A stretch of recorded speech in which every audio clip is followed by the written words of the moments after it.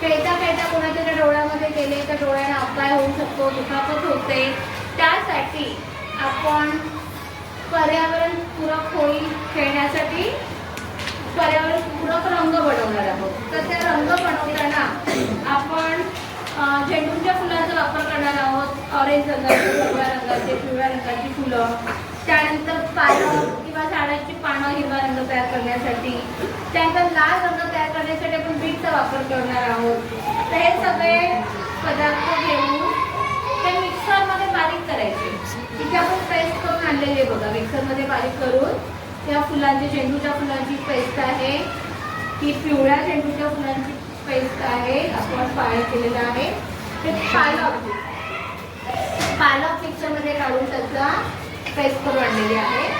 आणि इथे आपण बीट पण आपण पेस्ट केलेले आहे. आणि या सगळ्या पदार्थांमध्ये पाणी मिसळलं तर आपल्याला नैसर्गिक रंग मिळू शकतात.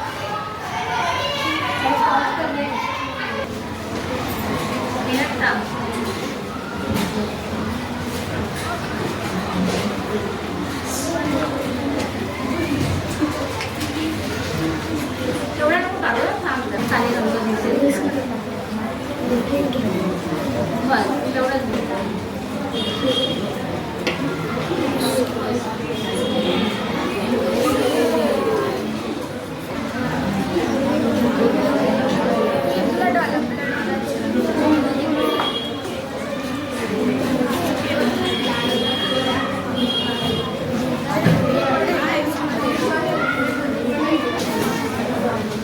पिवळा रंग करण्यासाठी तुम्ही हळदीचा सुद्धा वापर करू शकता. हळद आपण हे करून त्याच्यामध्ये पाणी टाकल्यानंतर हळदीचा रंग सुद्धा येणार आहे. त्या व्हिडिओमध्ये टाकले समजा हळदीच्या आपण हळदी घरामध्ये वापरतो ना, त्याच्यातून हा पिवळा रंग बनवला. त्यानंतर हा झेंडूची फुलं आहेत ना पिवळ्या रंगाची, त्याच्यापासून हा रंग तयार झाला. ऑरेंज फुलांपासून हा रंग तयार केला आपण. आणि जी झेंडूची पिवळी फुलं आहेत त्याच्यापासून आपण हा रंग तयार झाला. पालकापासून आपला हा हिरवा रंग तयार झाला.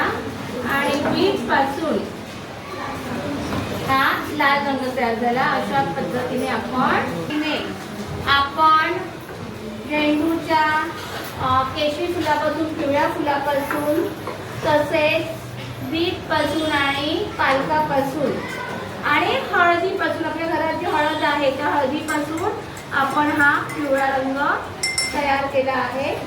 आणि या होळीमध्ये आपण सगळे पर्यावरणपूरक रंग वापरून पर्यावरणपूरक होळी खेळणार आहोत. खेळणार ना मग?